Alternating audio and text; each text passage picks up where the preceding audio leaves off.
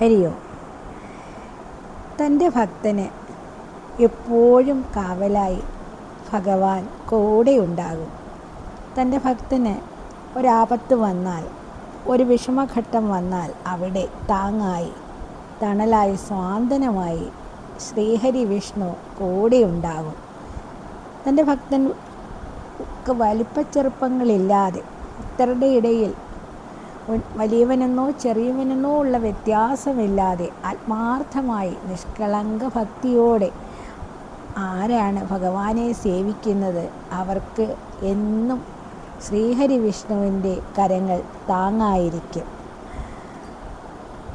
തൻ്റെ ഭക്തന് ഭഗവാൻ തന്നെ കാവലായി വരുമെന്ന് ഉറപ്പിക്കാൻ സാധിക്കുന്ന തരത്തിൽ ഒരു കഥ പറയാം.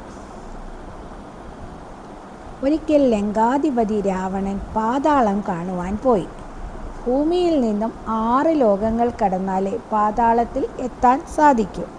ഹിന്ദു വിശ്വാസം അനുസരിച്ച് 14 ലോകങ്ങളുണ്ട്. ഭൂമിക്ക് മുകളിലായി 7 ലോകങ്ങൾ, ഭൂമിക്ക് താഴെയായി 7 ലോകങ്ങൾ, അങ്ങനെ 14 ലോകങ്ങൾ. ഏറ്റവും മുകളിലായി സത്യലോകം, തപലോകം, ജ്ഞാനലോകം, മഹാലോകം, സ്വർഗലോകം, ഭൂവർലോകം, ബഹുലോകം. ഇനി ഭൂമിക്ക് താഴെയായിട്ടോ അതലം, വിതലം, സുതലം, തലാതലം, മഹാതലം, രസാതലം, പാതാളം. അങ്ങനെ രാവണൻ ഓരോ ലോകവും കണ്ട് ഒടുവിൽ സുതലത്തിലെത്തി. അതിമനോഹരമായ ഉദ്യാനത്തോടു കൂടിയ സുതലം വിസ്തരിച്ച് കാണുവാൻ രാവണൻ തീരുമാനിച്ചു. അങ്ങനെ ഉദ്യാനം ആസ്വദിച്ച് നടക്കുമ്പോൾ അതിമനോഹരമായ ഒരു രാജകൊട്ടാരം രാവണൻ്റെ കണ്ണിൽപ്പെട്ടു. ഭൂമിക്കടിയിൽ ഇത്രയും മനോഹരമായൊരു കൊട്ടാരമോ? രാവണൻ അത്ഭുതപ്പെട്ടു. എന്നാൽ ഈ കൊട്ടാരം ഒന്ന് കാണാം രാവണൻ തീരുമാനിച്ചു. കൊട്ടാരത്തിൻ്റെ പ്രവേശന കവാടം ലക്ഷ്യമാക്കി രാവണൻ നടന്നു. അടുത്ത് ചെല്ലുന്തോറും അതിൻ്റെ മനോഹാരിത ഏറി വന്നു. കൊട്ടാരത്തിന് മുൻപിലെത്തിയപ്പോൾ കൊട്ടാരത്തിന് കുന്തവും പിടിച്ച് കാവൽ നിൽക്കുന്നതാകട്ടെ ഒരു കൊച്ചുകുട്ടി. ഇത് കണ്ടപ്പോൾ രാവണൻ അതിശയപ്പെട്ടു. ഇത്രയും വലിയ കൊട്ടാരത്തിനൊരു കൊച്ചുകുട്ടിയോ കാവൽ? അതിൻ്റെ കുട്ടിയല്ലേ, അപ്പം അതിനോട് അനുവാദമൊന്നും ചോദിക്കേണ്ട ആവശ്യമില്ലല്ലോ, കയറിപ്പോകാം. അങ്ങനെ കുട്ടിയെ വകവെക്കാതെ രാവണൻ ഗോപുരം കടക്കാനൊരുങ്ങിയപ്പോൾ ആ കുട്ടി വഴി തടഞ്ഞു. അല്ലയോ മഹാനുഭാവനായ പ്രഭോ, രാജാവിൻ്റെ അനുവാദമില്ലാതെ ആരെയും ഉള്ളിലേക്ക് കടത്തിവിടരുത് എന്ന ഉത്തരവുണ്ട്. അതുകൊണ്ടാണ് ഞാനിവിടെ കാവൽ നിൽക്കുന്നത്. അതുകൊണ്ട് അങ്ങ് ദയവായി കുറച്ചു നേരം ഇവിടെ കാത്തു നിൽക്കൂ. ഞാൻ ഉള്ളിൽ ചെന്ന് മഹാരാജാവിൻ്റെ അനുവാദം വാങ്ങി വേഗം തിരിച്ചു വരാം. അതുവരെ താങ്കൾ ഇവിടെ വെയിറ്റ് ചെയ്യൂ. കൊച്ചുകുട്ടി വളരെ ബഹുമാനത്തോടെ രാവണനോട് അറിയിച്ചു. ഓഹോ, സുതലത്തിൽ വേറെ രാജാവോ? രാവണന് അതിശയമായി. എന്നിട്ട് രാവണൻ പറഞ്ഞു, കുഞ്ഞെ, ആരാണ് മനോഹരമായി കൊട്ടാരത്തിൽ താമസിക്കുന്ന രാജാവ്? രാവണൻ ചോദിച്ചു. അതറിയില്ലേ? പ്രഹ്ലാദ പൗത്രൻ മഹാബലി ചക്രവർത്തിയാണ് ഈ കൊട്ടാരത്തിൽ താമസിക്കുന്നത്. കുട്ടി ഉത്തരം പറഞ്ഞു.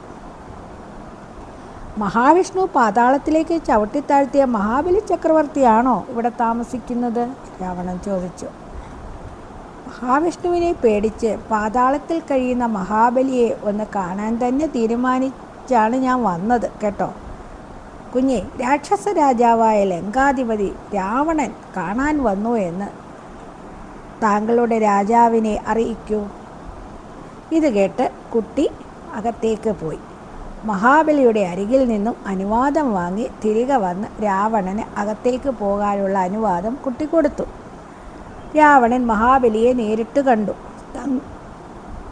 തങ്കക്കിരീടവും അണിഞ്ഞ സിംഹാസനത്തിൽ പ്രൗഢിയോടെ ഇരിക്കുന്ന മഹാബലി ചക്രവർത്തി, സുതല ലോകം വാഴുന്ന സാക്ഷാൽ മഹാബലി തമ്പുരാൻ.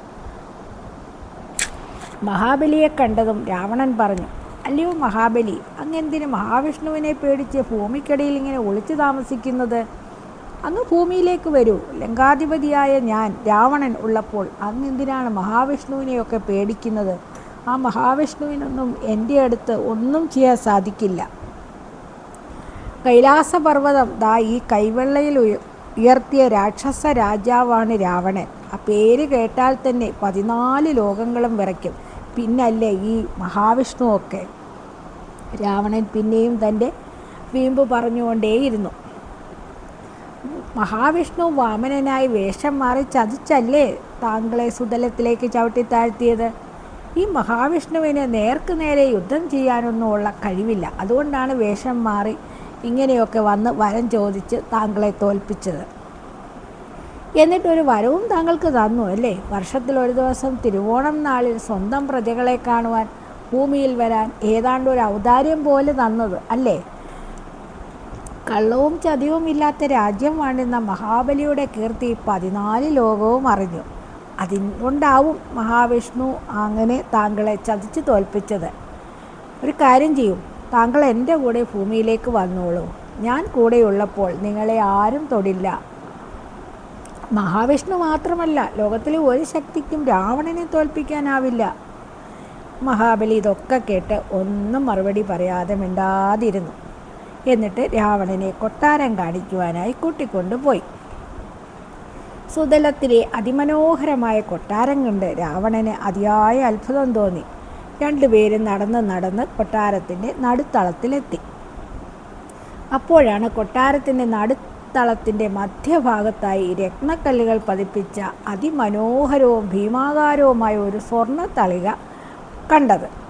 ഒരു 100 പേർക്ക് വട്ടത്തിലിരുന്ന് ഭക്ഷണം കഴിക്കാനുള്ള വലിയൊരു സ്വർണ്ണത്തളിക. ഇത്രയും വലിയ തളികയിൽ ആരാണ് ഭക്ഷണം കഴിക്കുന്നത്? അതുമാത്രമല്ല, ഇതെന്തിനീ നടുത്തളത്തിൽ കൊണ്ടുവച്ചിരിക്കുന്നു? ഇതെടുത്ത് ഒരു സൗകര്യമായ സ്ഥലത്തേക്ക് മാറ്റിവെച്ചാൽ ഈ നടുത്തളത്തിന് കൂടുതൽ സ്ഥലവും കിട്ടും, ഭംഗിയും കിട്ടും. രാവണൻ മഹാബലിയോട് ചോദിച്ചു. ഈ തളിക ഒന്ന് മാറ്റി വയ്ക്കൂ നിങ്ങൾ. എത്ര സ്ഥലവും സൗകര്യവും ഒക്കെ ആകും അങ്ങനെ ചെയ്താൽ. അതുകൊണ്ട് അതെടുത്ത് മാറ്റൂ. രാവണൻ വീണ്ടും മഹാബലിയോട് പറഞ്ഞു. ഞങ്ങളെല്ലാവരും ഇതെടുത്തു മാറ്റാൻ പരിശ്രമിച്ച് പരാജയപ്പെട്ടവരാണ് പ്രഭു. അത്രയ്ക്ക് ഭാരമാണ് ഇതിന്. ഇതെടുത്തു മാറ്റാൻ എനിക്കും ആഗ്രഹമുണ്ട്. പക്ഷേ എന്നെക്കൊണ്ട് ഒരിക്കലും ഇത് സാധിക്കില്ല. ഒരുപക്ഷെ കൈലാസം കൈകളിൽ ഉയർത്തി അങ്ങേക്കിത് സാധിക്കുമായിരിക്കും. അങ്ങനെ അങ്ങേക്ക് ഞങ്ങളെ സഹായിക്കാനും കഴിഞ്ഞേക്കും. ഒരു കാര്യം ചെയ്യും, അങ്ങ് തന്നെ അതൊന്ന് നീക്കി വെച്ച് തന്നാലും മഹാബലി അപേക്ഷിച്ചു. അത് കേട്ട മാത്രയിൽ തന്നെ രാവണൻ ഒരു കൈ കൊണ്ട് തളിക ഉയർത്താൻ ശ്രമിച്ചു. എന്തു പറയാൻ, തളികയ്ക്ക് ഒരനക്കവും ഇല്ല. വീണ്ടും 2 കൈ കൊണ്ട് ഉയർത്താൻ ശ്രമിച്ചു. എന്നിട്ടും ഫലം പഴയതുപോലെ, തളികയ്ക്ക് ഒരനക്കവും ഇല്ല. നിലത്തിരുന്നുകൊണ്ട് 2 കൈകൾ കൊണ്ട് വീണ്ടും തളിക ഉയർത്താൻ വളരെ പരിശ്രമിച്ചു രാവണൻ. കൈലാസം കൈകളിൽ ഉയർത്തി ലോകത്തെ വിറപ്പിച്ച രാവണൻ അതാ ക്ഷീണനായി തളർന്നു വീഴുന്നു. രാവണന് ആ തളിക ഉയർത്താൻ സാധിച്ചില്ല. അപ്പോൾ മഹാബലി അടുത്തു ചെന്ന് രാവണനോട് പറഞ്ഞു, സാരമില്ല, അങ്ങ് വളരെ പരിക്ഷീണനായിരിക്കുന്നല്ലോ, വരൂ വിശ്രമമുറിയിലേക്ക് പോകാം. അങ്ങനെ രാവണനെ കൂട്ടിക്കൊണ്ട് മഹാബലി വിശ്രമമുറിയിലേക്ക് പോയി. എന്നിട്ട് രാവണനോട് മഹാബലി പറഞ്ഞു, ഇത്രയും നേരം അങ്ങ് ഉയർത്താൻ ശ്രമിച്ചത് വെറും ഒരു തളികയല്ല കേട്ടോ. അതെൻ്റെ മുത്തച്ഛൻ ഹിരണ്യകശിപുവിൻ്റെ ഒരു കാതിൽ കിടന്ന കുണ്ടലമാണ്. കൈലാസപർവ്വതം കൈകൊണ്ടുയർത്തിയ അങ്ങേക്ക് വെറും ഒരു കുണ്ടലം ഉയർത്താൻ കഴിഞ്ഞില്ലല്ലോ, മഹാകഷ്ടം തന്നെ. ഇതുപോലെ 2 കാതിലും കുണ്ടലം ധരിച്ച ഹിരണ്യകശിപുവിൻ്റെ രൂപം ഒന്ന് ചിന്തിച്ചു നോക്കൂ.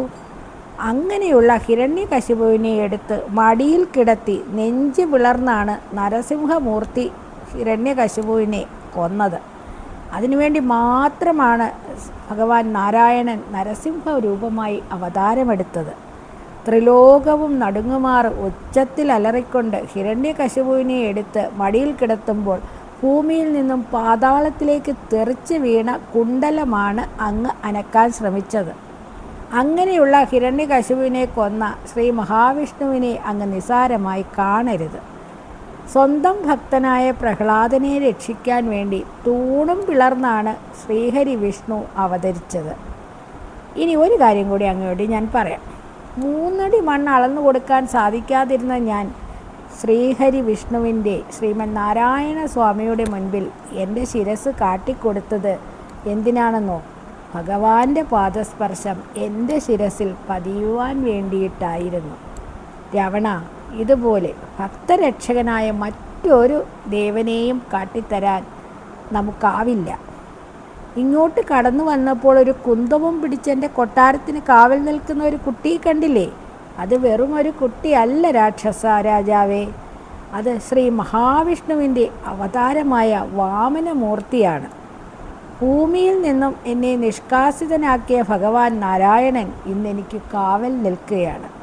ഭക്തന് വേണ്ടി കാവൽ നിൽക്കുന്ന ഭഗവാൻ സാക്ഷാൽ അനന്തശായിയായ നാരായണസ്വാമി. ഭക്തന് കാവൽ നിൽക്കുന്ന ഭഗവാൻ. രാവണ, ഇതിലും വലിയ ഭാഗ്യമൊന്നും ആർക്ക് ലഭിക്കും? ഓം നമോ നാരായണ. ഭഗവാൻ ശ്രീഹരി വിഷ്ണുവിൻ്റെ ഭക്തിയുടെ ഏറ്റവും വലിയൊരു ഉദാഹരണമായി നമുക്ക് ഈ കഥ മനസ്സിലാക്കാം.